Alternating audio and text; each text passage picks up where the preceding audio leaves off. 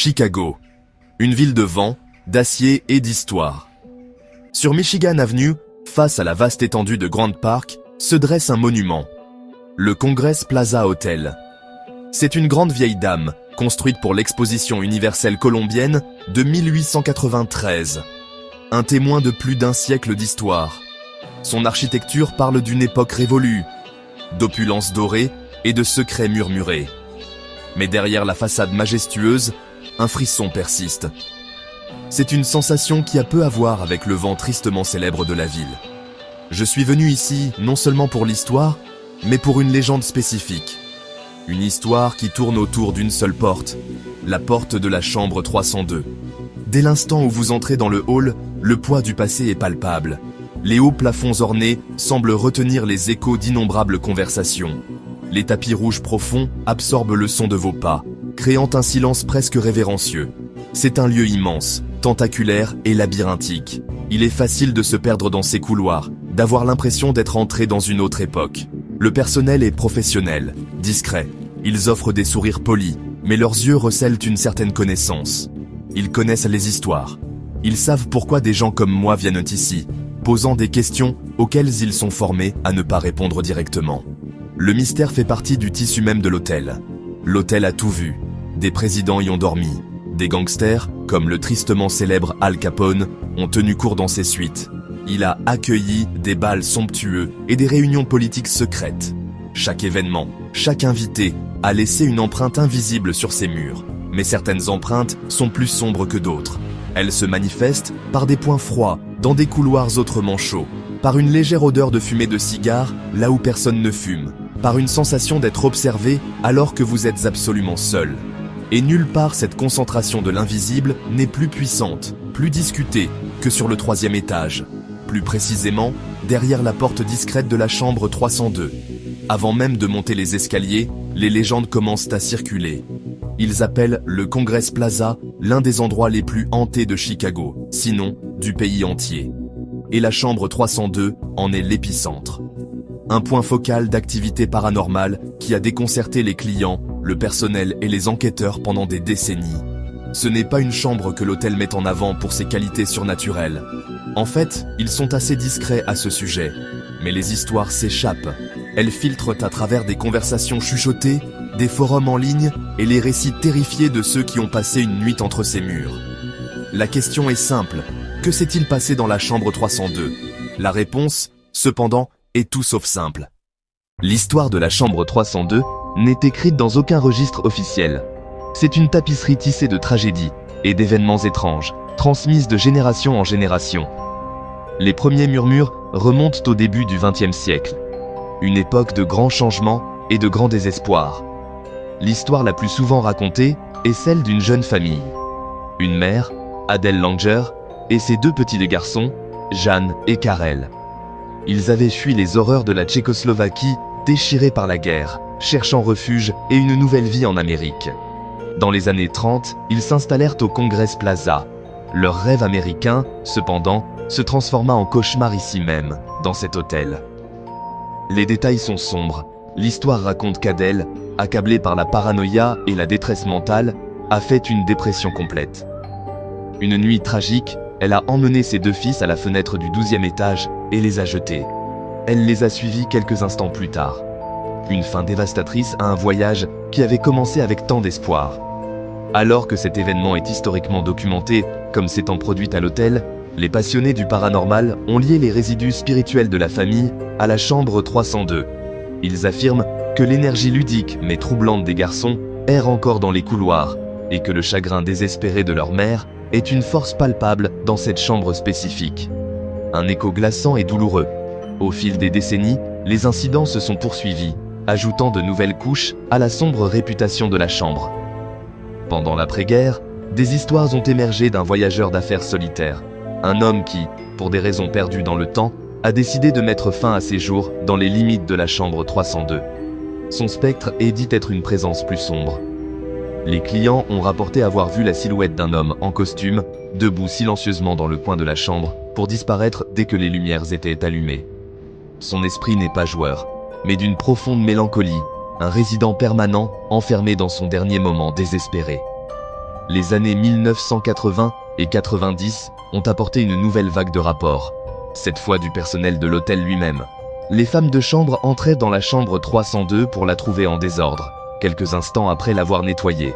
La télévision s'allumait et s'éteignait d'elle-même, changeant de chaîne sans que personne ne soit près de la télécommande.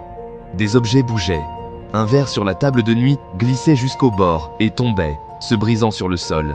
Ce n'étaient pas de grands événements terrifiants, mais de petites farces inexplicables, ennuyeuses, déroutantes et constantes.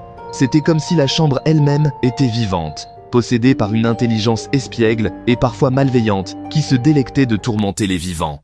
Les preuves de ce qui se passe dans la chambre 302 ne se trouvent pas dans les rapports de police ou les archives historiques. Elles existent dans les témoignages chuchotés et craintifs de ceux qui ont osé y séjourner.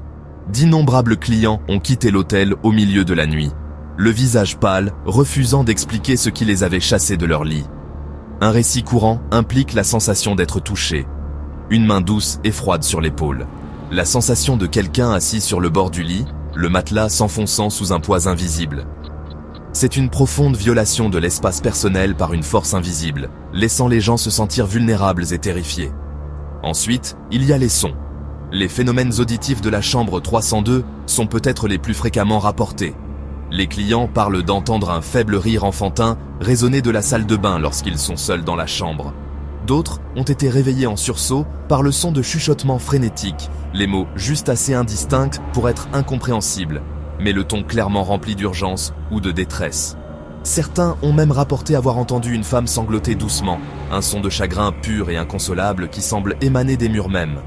C'est une symphonie du surnaturel, jouant en boucle pour son public captif. Des équipes d'enquêteurs paranormaux ont, au fil des ans, été attirées par le Congress Plaza comme des papillons de nuit par une flamme. Armés de compteurs EMF, de caméras thermiques et d'enregistreurs numériques, ils ont cherché à capturer des preuves définitives. Leurs découvertes ont été alléchantes, mais non concluantes. Les enquêteurs ont enregistré des baisses de température, soudaines et dramatiques, localisées dans un coin de la chambre. Leurs instruments ont capté des phénomènes de voix électroniques, ou PVE, des voix faibles et désincarnées enregistrées sur bande, disant des noms ou des phrases simples comme « sortez » ou « aidez-moi ». Ils ont capturé des ombres se déplaçant à travers le cadre alors qu'il n'y avait rien. La direction de l'hôtel, naturellement, maintient une politique de discrétion tranquille. Elle ne confirme ni ne nie les rumeurs. Demander à un réceptionniste à propos de la chambre 302 vous vaudra probablement une redirection polie mais ferme. La chambre est parfois disponible, parfois en rénovation. Sa disponibilité semble dépendre de qui pose la question et pourquoi. Ce silence officiel ne fait qu'approfondir le mystère. Il suggère qu'ils en savent plus qu'ils ne veulent à bien le dire. Peut-être craignent-ils de faire fuir la clientèle, ou peut-être ont-ils simplement accepté que certaines choses au sein de leur hôtel historique sont au-delà de toute explication, et qu'il vaut mieux les laisser intactes. Passer une nuit dans la chambre 302, c'est se soumettre à un test psychologique unique. L'expérience commence au moment où vous tournez la clé.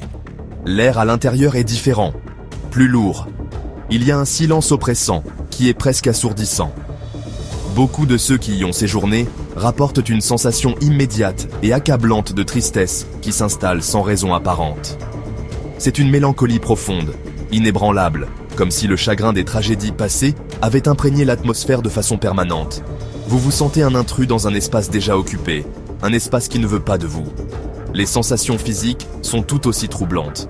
Au-delà des points froids et de la sensation d'être touché, certains ont décrit un essoufflement, une oppression thoracique, comme si une immense pression était exercée sur eux.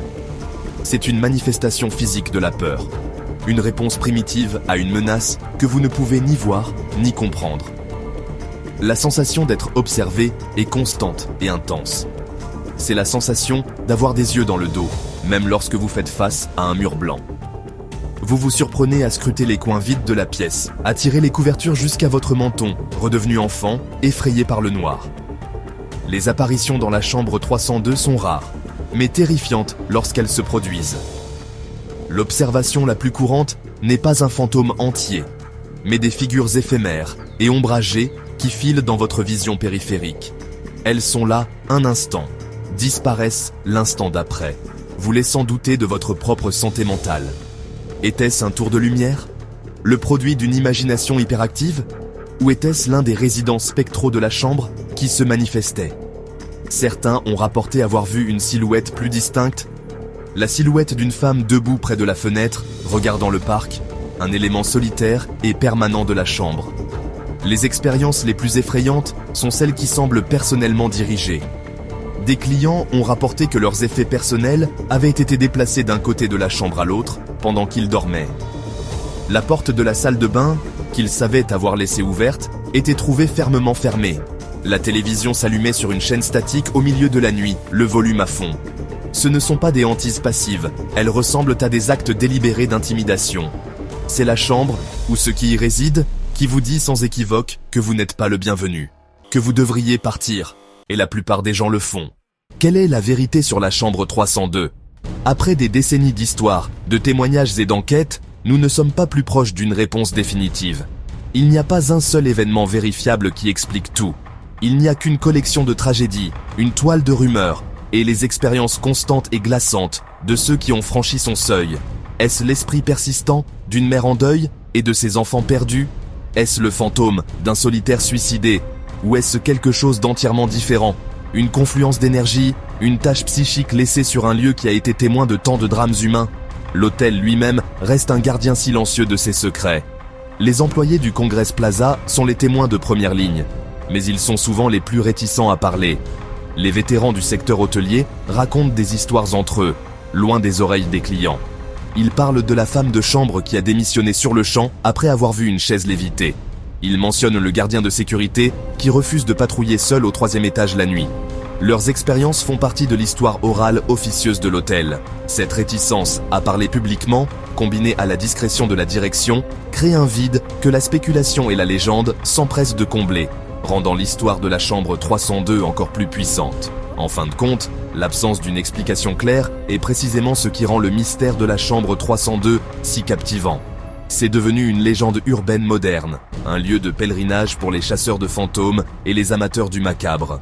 Cela remet en question notre compréhension du monde, suggérant qu'il y a des choses qui se trouvent juste au-delà du voile de notre perception. Cela nous rappelle que toutes les questions n'ont pas de réponse, et que toutes les histoires n'ont pas de conclusion nette. La pièce existe comme une boîte à énigmes, et peut-être que son véritable pouvoir réside dans le fait qu'elle ne peut jamais être entièrement résolue. Elle nous force à affronter l'inconnu. L'attrait persiste. Alors que je me tiens ici aujourd'hui, le 29 juin 2025, la légende est plus forte que jamais. Les gens continueront à venir au Congress Plaza Hotel. Ils parcourront ses longs couloirs, regarderont ses plafonds majestueux et ressentiront le poids de son passé. Et certains demanderont spécifiquement cette chambre au 3e étage. Ils iront à la recherche d'un frisson, d'une histoire, ou peut-être d'une véritable rencontre avec l'au-delà. La chambre 302 les attendra, silencieuse et patiente, gardant ses secrets.